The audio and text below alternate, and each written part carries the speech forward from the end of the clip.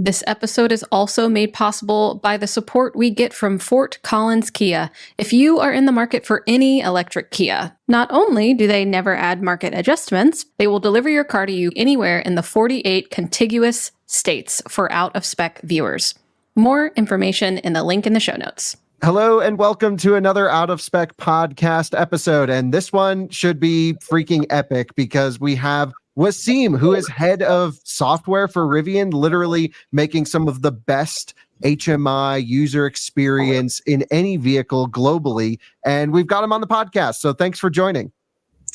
Thank you, Carl. Super excited to be with you today. Well, the reason you're here, of course, I'd love to have you back on and we can nerd out about a bunch of other topics Rivian related.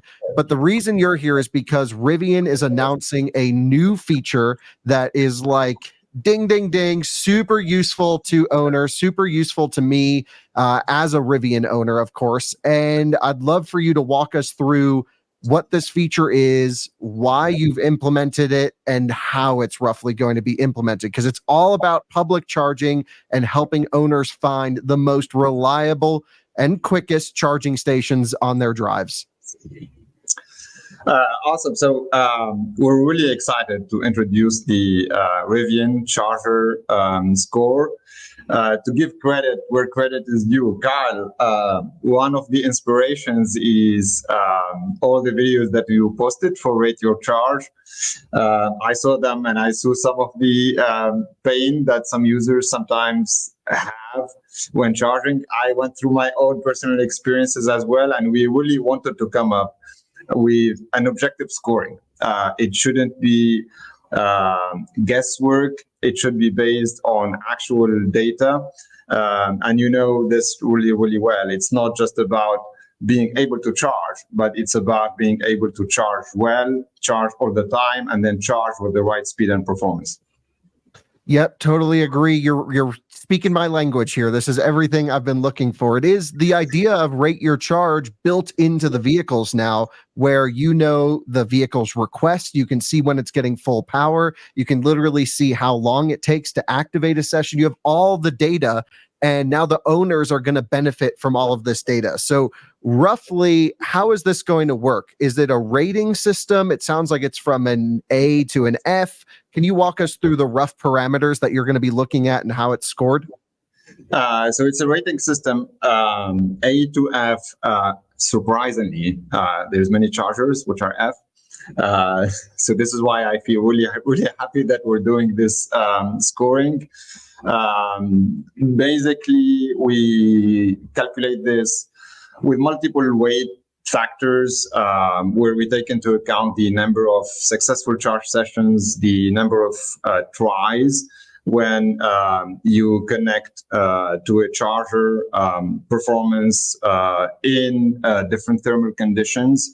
And then we have an algorithm that runs in the background, which allows us to really remove the outliers, because as you know, there could be sessions which don't go well because you have a problem on your credit card, or there could be sessions that don't go well because you did not connect the cable well. So we have a way to detect all of that and remove it from the noise.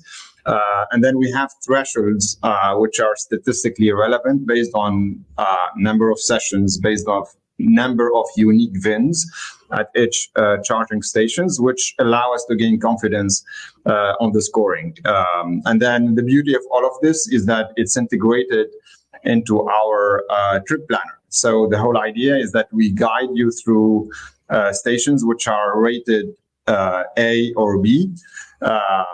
Obviously, if you're in a charging desert and there's unfortunately still a few of them, then we might have to guide you through a charger which is rated lower. But generally, our algorithm would only take into account highly rated chargers.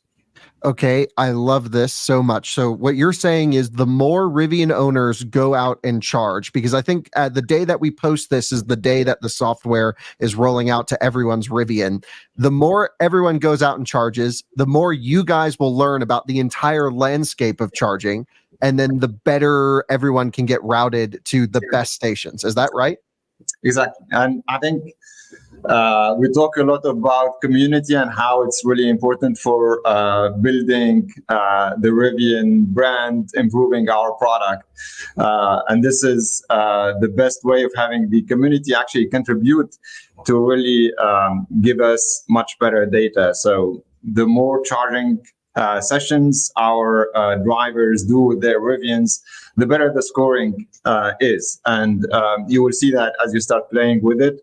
There are some stations which are not rated yet. And this is because we think that they did not yet reach the right threshold that allows us to give an accurate rating. For example, some of the NACS chargers, many of them are not there yet, but I'm confident with all the excitement around NACS and really the great experience that we now have with the Tesla chargers. Many of them will start being rated in the next few months. So have you been looking at the data in as a whole for a while, or is it just starting now? Actually, we've been running this since many, many months. This project started probably 9 to 12 months ago. And we've been running this in shadow mode. We did multiple adjustments of the algorithm so that we really get it right in terms of how we rate the different chargers. And we gained confidence that we have the right measurement from a reliability standpoint that really helps us now to get this into our trip planning application. So I'm sure we're going to play around with it. Of course, this is like everything I've been dreaming of to enter every vehicle. But if you have, in theory, let's say a high power charger that can give a Rivian 215 kilowatts, which is the max it could take today, but it's, let's say, a B or a C, and then you have like a 60 or 70 kilowatt A, what do you prioritize, power or reliability? It's a great question. Generally, because there's multiple factors that go into it, we would actually prioritize reliability, because the C, if it really got into a C, what might happen in that case is that the potential success rate of reaching that peak performance, or actually even having a successful charging session, might be lower. So there's a higher chance to go with the charger which has a lower performance, and we would prefer to guide you to that charger. Yeah, I think that's the right approach. I think in general, what I'm finding from our viewers is, yeah, peak charging speed's amazing. We always harp on it. But in general, when you're on a trip, a lot of owners just want to charge, relax, get some food, and the peak performance isn't always of top of mind, like it is for me whenever I'm on a trip. So I'm not representative of our viewer base, of course, in that way. I guess when it comes to road tripping and you have your route planner rocking along, let's say you are in one of those charging deserts, which I agree are getting less and less, but what happens when the truck has to route you to a C? When it's like, you're going into the Wild West, dude, you may not be able to get this charger to work. Is there a warning? Is there a recommendation? Is there anything that alerts the driver? Actually, there's not, but Kyle, it's a great idea. That's the beauty of it. We can take your feedback, and actually we can implement that. Today it does not.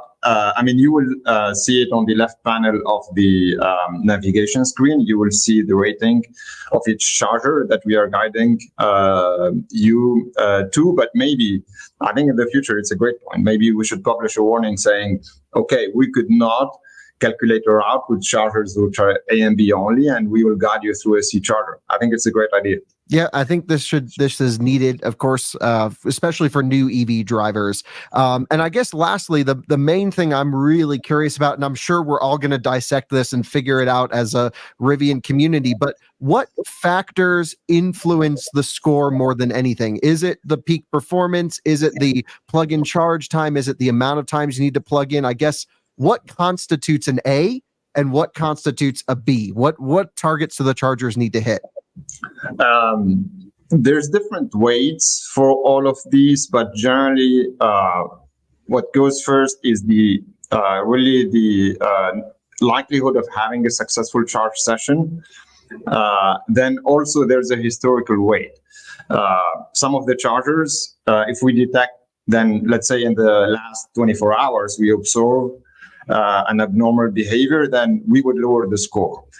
So reliability is first, and then performance generally. But it's obviously the math which is behind the scene. I'm sure you would guess is much more complex, but generally this is how we rate it. Yeah, I think this makes sense. One of the issues we've seen with scoring systems that calculate previous performance is, at the time of day, let's say you shut the power off and that charger is dead. It doesn't matter if it worked yesterday at full power. It's either on or off. And of course, I've seen through my Rivian, you show real-time status of the station as well. So if it says 0 of 6 available, you're not routing them there at all. You're going to find an alternative, even if it is an A station, I'm guessing. That's exactly the idea. Cool. Well, I can't wait to play around with this. I'm sure the Rivian community no one's going to be upset about this. This is great for the entire industry. I think it holds charge point operators even more accountable as well, which is so needed. So I'm loving everything about this. I hope somehow you're able to publish the data, or there's a way for us to see, here's every charging station rated in the country. Would be amazing to see what you guys are finding.